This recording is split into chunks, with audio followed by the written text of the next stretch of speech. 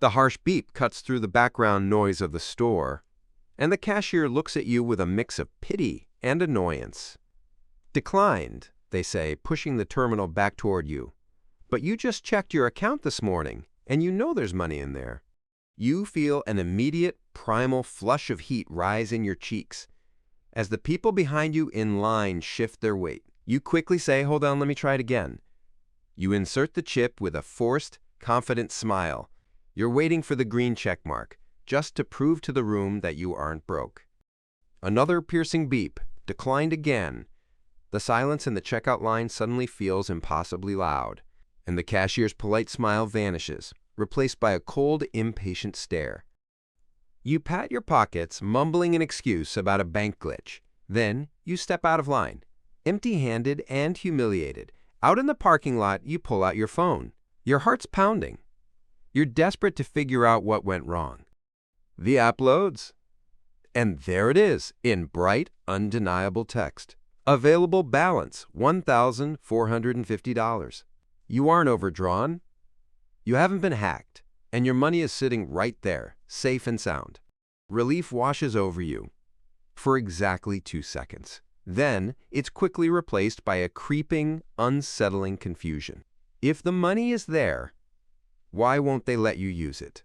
But that's not the real problem. The embarrassment of walking out of a grocery store, that's just a bruised ego.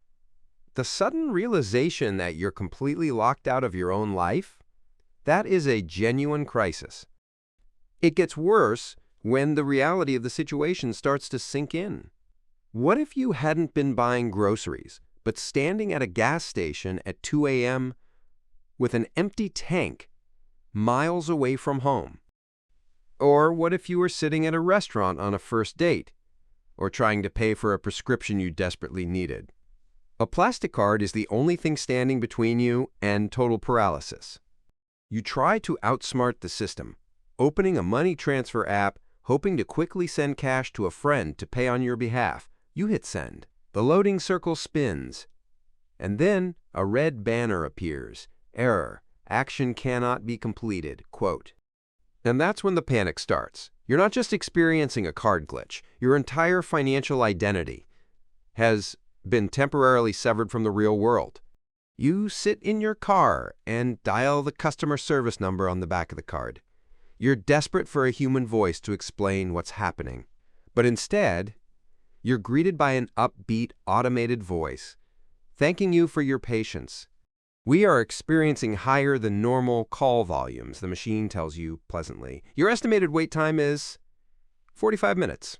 Quote, as you sit there on hold, listening to that pixelated elevator music, a chilling thought creeps into your mind. You don't actually have any money.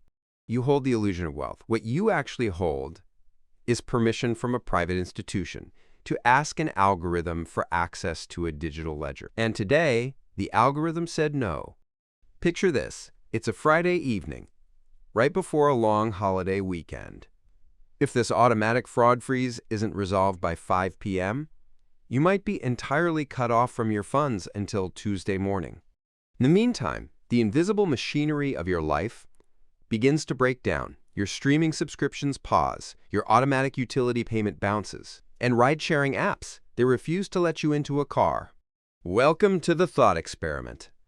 This isn't just a frustrating afternoon at the supermarket. It's a stark reminder of our absolute, terrifying dependence on invisible digital infrastructure. Then you realize something even more unsettling. This wasn't a mechanical glitch. An automated security system flagged a perfectly normal transaction, assessed your behavior, and instantly decided you were a risk. A silent, faceless system froze your assets, without warning, without asking you for verification, and without any human oversight. You were judged and sentenced in a millisecond by lines of code. This is the fragility of modern life we rarely talk about. We traded the physical autonomy of cash for the convenience of digital networks, and we never read the terms and conditions. In a society rapidly moving toward a completely cashless future, an account freeze isn't just an inconvenience. It is sudden, involuntary exile. If a bank decides to lock you out, whether that's due to fraud, an algorithm error, or a systemic outage, you immediately lose the ability to eat, to move, to communicate, or to shelter yourself. And the anxiety just festers while you wait on hold. Was your identity stolen? Did someone drain your savings? You have no way of knowing, not until the gatekeepers finally decide to answer the phone. 4 hours later, without ever speaking to a human being, you decide to test your luck. You walk into a coffee shop, buy a cheap black coffee, and tap the card. A soft chime. Approved. The invisible gate has swung open just as quietly and mysteriously as it had slammed shut. You receive no apology text, no email explanation, and no reassurance that it won't happen again tomorrow. The system simply corrected itself, expecting you to move on. But the feeling lingers long after the transaction goes through. The unspoken trust is broken, and you realize that your independence is only ever rented, never owned. It makes you wonder, are we too comfortable relying on invisible systems we don't control? Think about it. And if this thought experiment changed how you view your wallet, leave a comment below and subscribe for more.